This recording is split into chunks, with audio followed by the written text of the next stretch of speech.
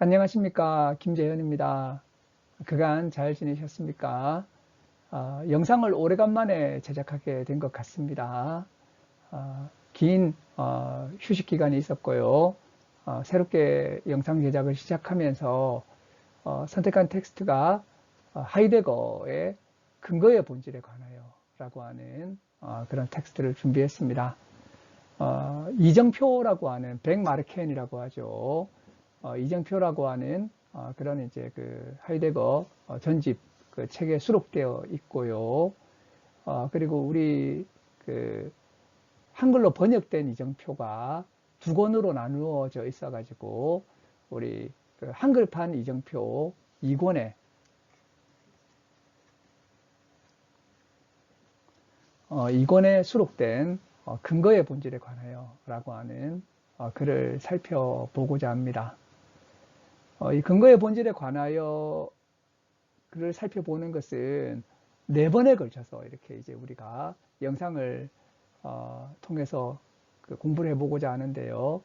오늘은 서문을 우리가 함께 읽어보려고 합니다. 예, 서문입니다. 우리 그 한글판 이정표는 3판 서문을 이렇게 싣고 있는데요. 이 3판 서문은 1949년에 작성이 되었습니다. 원래 이 근거의 본질에 관하여라고 하는 글은 1929년 글이죠. 그러니까 이제 이 서문은 20년의 세월을 거쳐서 이렇게 새롭게 쓰여진 3판의 서문이라고 할 수가 있겠습니다. 우리 한번 이 서문을 한번 같이 한번 보도록 하겠습니다. 하이데거가 자신의 그 논문 근거의 본질에 관하여 라고 이렇게 이제 그 이야기하고 있습니다. 우선 논문 근거의 본질에 관하여는 이제 초판은 1929년에 작성이 되었지만 지금 이제 이 서문을 쓰는 시기는 3판 서문을 쓰는 시기는 1949년입니다.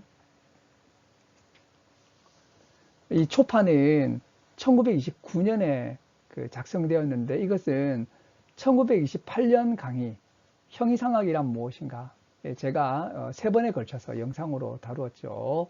역시 이제 이정표에 수록되어 있는 글입니다.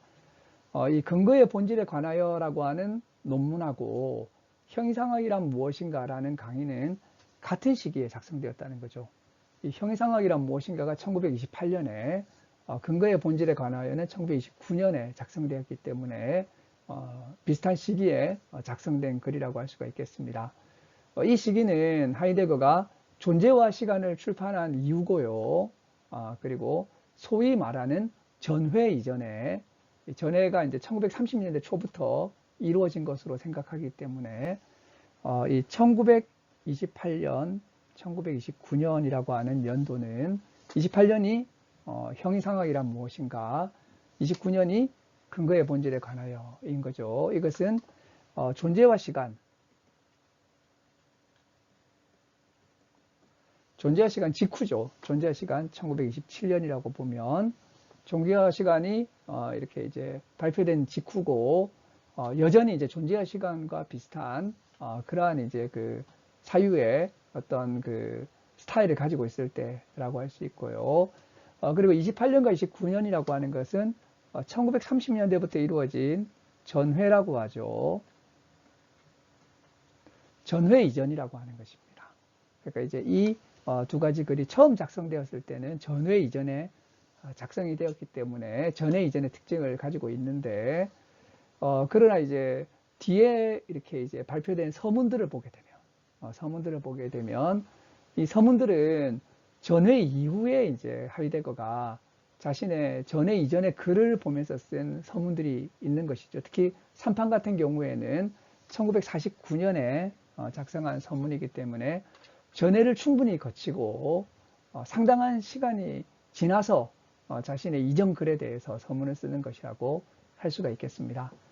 우리는 이제 1949년 3판 서문의 관점에서 하이데거가 어떻게 이 두 글을 이야기하는지를 보면 좋을 것 같습니다. 하이데거는 형이상학이란 무엇인가라는 강의가 무를 숙고한다고 이야기를 하고 있습니다. 무죠.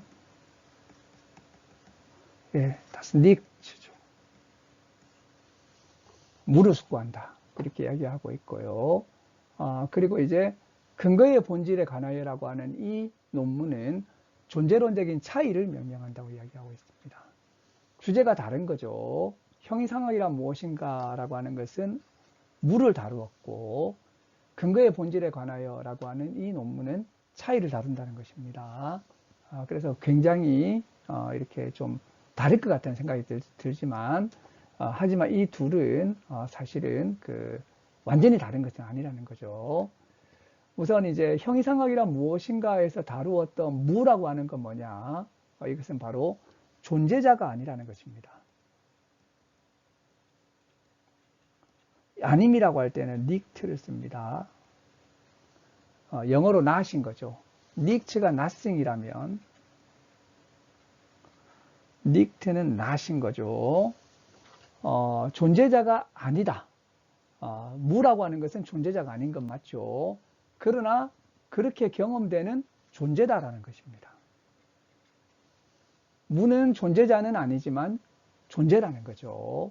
어떤 이제 존재냐면 존재자가 아니라는 것으로서 경험된 존재인 것이죠. 그래서 이제 이 존재자가 아니라는 것으로서 경험된 이 존재인 무는 부정적인 무라는 의미의 무는 아니라는 것입니다. 우리 이러한 논의들은 우리 형이상학이란 무엇인가 강의에서 충분히 우리가 이야기가 되었다라고 생각이 됩니다. 그리고 근거의 본질에 관하여서 이야기하는 차이라고 하는 것도 이 차이는 바로 존재와 존재자 사이의 아님인 거죠. 존재자는 존재가 아니고 존재는 존재자가 아니라는 것입니다. 여기에서도 바로 아님이 나오게 되는 거죠. 니크트가 나오게 됩니다. 근데 이것도 역시 이성적 존재자가 지성으로 존재와 존재자는 다르구나 이렇게 구별돼 가지고 만들어진 것은 아니라는 것입니다. 그래서 한편으로 이 무라고 하는 것은 부정적 무가 아니다. 부정적 무가 아니다. 그리고 여기서 이야기하는 차이라고 하는 것도 지성적 존재자, 이성을 가진 지성적 존재자에 의해서 구별된 것이 아니다. 이야기를 하고 있다는 거죠. 그래서 이제 이 무에 무화시키는 아님, 차이에 무화시키는 아님, 둘 다 이렇게 이제 무화시키는 아님이 있다는 것입니다. 무에서도 무화시키는 아님이 있고 차이에서도 무화시키는 아님이 둘 다 아님은 있는 거예요. 이 둘은 똑같은 것은 아니지만 그러나 존재자의 존재의 현성 안에 공속하는 것이다. 이 공속이라고 하는 것은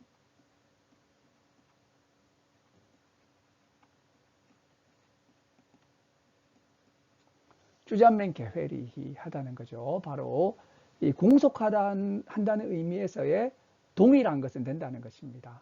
바로 이덴티테트라고 하죠. 동일성. 이러한 공속으로서의 동일성을 가지는 것으로서의 이런 이제 무와 차이가 있다는 거죠. 자, 그래서 이 두 가지 무와 차이, 이것도 무도 무화시키는 아님입니다. 차이도 무화시키는 아님인데 이 둘이 똑같은 것은 아니에요. 하지만 동일한 것입니다. 공속하는 것이라는 거죠. 이 두 가지는 서로 공속관계에 있다는 거죠. 자, 이거를 사유할 가치가 있는 것이라고 얘기를 한다는 거죠. 그리고 이 사유할 가치가 있는 이 동일한 것을 하나의 규정으로, 어쨌든 지금은 두 가지지 않습니까? 둘 다 무화시키는 아님이지만 이제 바로 무와 차이라고 하는 걸로 이야기가 되었던 거죠. 이걸 하나의 규정으로 더 가까이 가져가려고 노력하고 있다는 것입니다. 바로 형이상학이란 무엇인가도 거기에 도달하려고 하고 있고 근거의 본질에 관하여도 거기에 도달하려고 하고 있지만 둘 다 이 공속하고 있는 이 동일한 것, 여기에는 이르지 못하고 있다는 거죠. 그래서 이제 1920년대 말에서는 그렇게 이제 이 두 가지가 마무리가 되었던 것입니다. 자, 그러나 이제 지금 이 삼판서문을 쓰는 이 이제 시기는 1949년이죠. 20년이 지났다는 것입니다. 20년 동안 사려 깊은 사람들이 이를 이제 생각해 왔고 기다려 왔는데 논의하면 어떻게 될까? 이런 이야기를 하고 있는 거죠. 그 사이 하이데거는 전해를 거치고 특별히 이제 에아이그니스라고 하는 생생한 고유화로 번역되는 바로 그러한 사유를 전개시켜 오고 수많은 이제 그런 이제 그 과정들이 이 사이에 있었던 것이죠. 그리고 이제 20년이 지나가지고 삼판서문이 작성된 것입니다. 이러한 맥락 속에서 이 근거의 본질에 관하여라고 하는 글도 읽으면 좋겠다라고 하는 것이 이 삼판서문의 그러한 이제 하나의 하이데거의 입장이라고 할 수가 있겠습니다. 네, 여기까지가 하이데거가 1949년 전해를 거친 이후에 오랜 시간이 지나고 나서 20년이 지나고 나서 이 근거의 본질에 관하여와 형이상학이란 무엇인가를 보는 자신의 입장을 이야기한 것이고요. 이제부터 이 근거의 본질에 관하여라고 하는 글의 본격적인 시작이 이루어지게 됩니다. 하이데거는 그 본격적인 시작을 철학사적인 이야기로부터 풀어가게 됩니다. 그래서 이제 뭐 이 철학사적으로 이야기를 풀어간다고 해서 근거에 관해서 논의했던 철학자들의 모든 논의를 다 이렇게 이야기하지는 않고요. 매우 짧게 이 아리스토텔레스라든지 라이프니츠라든지 칸트와 셸링과 같은 그런 이제 이 그 서양 철학사에 있어서 중요한 인물들의 근거 논의를 간단하게 언급하고 넘어가게 됩니다. 우선 그 첫 번째는 바로 아리스토텔레스의 아르케입니다. 이 아르케 이렇게 쓰죠. 독일어로는 안팡으로 이렇게 번역이 됩니다. 안팡. 이제 보통 이제 우리말로 시원으로 번역하게 되죠. 아리스토텔레스가 그 자기 이전에 특히 이제 그 소크라테스 이전에 자연 철학자라고 흔히 불리는 사람들이 저 탈레스로부터 아르케를 논했는데 그들이 어떻게 논했는가를 이렇게 이제 설명하고 나서 이렇게 이야기를 했습니다. 이 아리스토텔레스의 이야기입니다. 그러므로 모든 아르케의 공통된 속성은 그것이 어떤 사물의 있음에 또는 생성에 또는 인식의 출발점이라는 것이다. 이것은 아리스토텔레스의 이야기입니다. 자, 아리스토텔레스가 자기 이전의 철학자들이 아르케를 논한 걸 보게 되니까 아르케는 뭐냐? 어떤 사물의 존재의죠. 그리고 생성의, 그리고 인식의 출발점이더라. 이게 바로 아르케더라는 거죠. 자, 이 아리스토텔레스의 이 글을 보고 하이데거는 이렇게 이제 해석을 하게 됩니다. 우리가 늘 근거라고 말하던 거, 근거. 그런 뜻이죠. 근거라고 말하곤 했던 것들의 변형태들이 있다는 거죠. 그것이 뭐냐? 바로 바스자인, 무엇 존재, 다스자인, 사실 존재, 바자인, 참 존재. 이 세 가지가 있다는 거죠. 이 세 가지는 바로 우리가 근거라고 말했던 것의 세 가지의 변형태라는 거죠. 그래서 이제 무엇 존재, 사실 존재, 참 존재. 이 세 가지는 근거의 변형태더라. 이렇게 얘기하고 있다는 거죠. 그런데 이제 과제는 이것들은 이제 근거들인 거죠. 그러니까 무엇 존재, 사실 존재, 참 존재는 이거 어떻게 합치하는가의 문제라는 거죠. 어떻게 합치하는가. 이 무엇 존재, 사실 존재, 참 존재가 가지고 있는 공통된 속성은 이것이 이제 제1의 것이라고 하는 토, 프로톤, 호덴이라고 하는 제1의 것이라고 하는 특징을 가지고 있다는 거죠. 다른 것이 그로부터 비롯되는 제1의 것, 무엇 존재, 사실 존재, 참 존재, 있음의 생성의 인식의 출발점, 바로 아르케인 것이죠. 이렇게 이제 이야기를 하게 됩니다. 이런 최초 시원들의 이러한 삼중적인 분류, 이거 이제 아리스토텔레스가 이걸 했다는 거죠. 이렇게 삼중 분류를 해줬다는 것입니다. 굉장히 큰 업적인 거죠.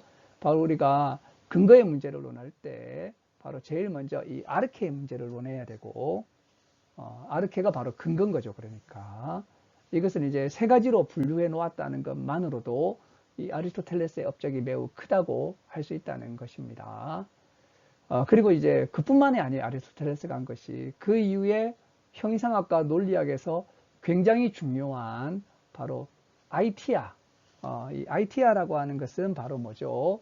탓이란 뜻이죠. 탓. 근데 이것은 이제 뒤에 사원인이라고 했었던 거죠. 사원인. 이 원인이라고 하는 것도 사실은 이제 근거에 해당하는 거죠. 우리가 이제 이 근거라고 할 때, 독일어로 근거인 것이고, 이제 영어로는 reason인 거죠. reason. 이것은 이유죠. 이유. 원인도 충분히 이유가 되는 거죠. 그래서 이제 이 사원인이라고 하는 것도 결국에는 이제 이 나중에 번역이 되기로는 사원인으로 번역이 됐지만 아이티아, 네 가지 아이티아인 거죠.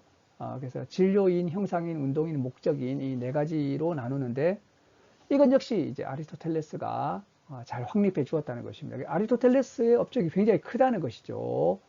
아르케라고 하는 것이 무엇 존재, 사실 존재, 참 존재 세 가지로 이렇게 이제 변량된다는 사실도 아리스토텔레스가 밝혀 주었고, 그리고 이제 그 원인도 탓도 네 가지로 진료인, 형상인, 운동인, 목적인 넷으로 나누는 작업도 했다는 것입니다. 이 모든 아이티아가 아르케로서 인식이 된다고 하더라도 이제 이 문제점이 하나 있다는 거죠. 그것이 뭐냐? 바로 이 분할된 것들 간의 내적 연관, 분할의 원칙이 모호하다는 것입니다.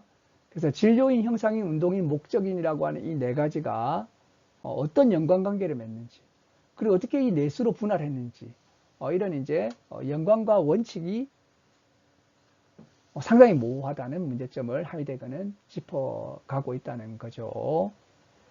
그리고 이제 이런 이제 근거들을 네 가지 종류로 만들어 놓고 이 종류의 공통된 것을 특징 있는 방식으로 이게 근거다 이렇게 해명한다고 해도 그걸 통해서 과연 근거의 본질이 발견될 수 있을까? 이것도 상당히 의심스럽다는 것입니다. 이런 것이 이제 바로 그 아리스토텔레스의 업적이자 아리스토텔레스의 한계라고 하이데거는 본 거죠. 하지만 아리스토텔레스는 사원인에 안주하지 않고 이 네 가지라고 하는 숫자를 근거 짓는 작업에 진력했다고 하이데거는 평가하고 있습니다. 그래서 자연학 베타에서 사원인에 대해서 상세하게 분석하고 형이상학 알파 3에서 7권에서 역시 이제 이 사원인의 물음에 대해서 문제사적으로 다루었다라고 하는 거죠. 그래서 이런 면에서 이제 그 자연학과 형이상학에서 사원인을 놓고 치밀하게 고심했던 분이 바로 아리스토텔레스라고 하는 것입니다. 이러한 이제 아르케와 아이티아라고 하는 것을 통해서 아리스토텔레스는 이 근거와 관련된 논의에 있어서 굉장히 중요한 어마어마한 업적을 남기신 분으로 생각할 수 있겠다고 할 수가 있겠습니다. 네, 하이데거가 이렇게 그 아리스토텔레스에 대해서 간단하게 소개했지만 근거 문제와 관련해 가지고 그러나 이제 그 이것도 사실 그렇게 이제 충분한 정도는 아니죠. 서문에서 간단히 언급한 정도고 그냥 이렇게 지적한 정도에 불과한 거죠. 상세하게 분석한다든지 풀어준 것은 아니죠. 그럴 이제 그 사실은 지면이라든지 그런 이제 그 어떤 여력이 있는 것도 아니죠. 그리고 이렇게 이야기합니다. 근거 문제와 관련해서 아리스토텔레스 이전과 이후의 역사를 여기서 논할 수 없다. 뭐 그러려는 이제 글은 아니라는 거죠. 하지만 언급해야 될 분들은 좀 있다는 것입니다. 바로 라이프니츠라는 분이죠. 라이프니츠. 이 라이프니츠가 바로 이렇게 이제 우리가 이제 충족 이유율이라고 부르는 충족 이유율이라고 부르는 이 물음의 형태를 이야기했다는 것입니다. 이걸 이제 근거율이라고도 하죠. 근거율, 충족이유율. 그래서 이제 이것은 사실은 이제 굉장히 큰 하나의 어떤 이제 의미를 가지고 있죠. 우리가 논리학의 원칙에 있어서 동일율, 모순율, 배중률 이야기를 하고 있죠. 그리고 이제 거의 한 1000년 이후에 여기 나와 있는 근거율이 나왔다는 것입니다. 그래서 이제 이 충족이유율, 근거율이라고 하는 것은 굉장히 큰 의미를 가지고 있다고 할 수가 있겠습니다. 그래서 하이데거가 이제 근거율이라고 하는 이런 또 별도의 책을 냈죠. 그래서 이것도 혹시나 우리가 다룰 수 있으면 다루면 좋겠다고 생각이 됩니다. 그런데 역사적으로 보고 전문가적으로 볼 때 라이프니츠가 이 충족 이유를 이야기했지만 널리 알렸지만 크루시우스라는 분이 먼저 명확하여 상식적인 충족 근거율의 사용과 한계에 관한 철학 논문에서 사실은 이제 근거율을 먼저 이렇게 논의하기 시작했다는 거죠. 하지만 이제 크루시우스 논의도 중요하지만 라이프니츠가 더 큰 영향력을 이렇게 끼쳤다고 할 수가 있겠죠. 그리고 이제 쇼펜하우어도 이제 학위 논문 충족 근거율의 사중적 뿌리에 관하여라는 이제 학위 논문을 썼죠. 이것도 굉장히 중요한 글이라고 생각이 됩니다. 쇼펜하우어의 주저는 의지와 표상으로서의 세계인데 쇼펜하우어는 자신의 이 주저를 읽기 위해서 필수 불가결하게 자신의 박사학위 논문인 충족 근거율의 사중적 뿌리에 관하여라고 하는 것을 읽어야 된다고 이야기를 했었습니다. 우리도 기회가 되면 또 역시 이제 쇼펜하우어의 이 글을 한번 살펴볼 수 있으면 좋겠다고 생각을 합니다. 자, 대체로 크루시우스, 라이프니츠, 그리고 쇼펜하우어 이런 분들이 근거율과 관련해서 충족 이율과 관련해서 이 근거의 문제를 아주 명시적으로 다룬 분들이라고 할 수가 있겠습니다. 하지만 이 근거의 문제를 명시적이지 않게 다른 분들이 있다는 거죠. 바로 칸트와 셸링이 그런 분들인데요. 이건 이제 왜 그러냐면 근거 문제가 형이상학의 핵심 물음과 너무나도 긴밀하게 상호 연관을 맺고 있다는 것입니다. 그래서 이 형이상학을 근본적으로 깊이 있게 다루는 분들은 사실은 이 근거나 근거율의 문제하고 연관될 수밖에 없다라고 하는 거죠. 그래서 이제 그렇기 때문에 사실은 이분들의 이 저작에서도 근거의 문제가 이렇게 그 안에 담겨 있다라고 하는 것입니다.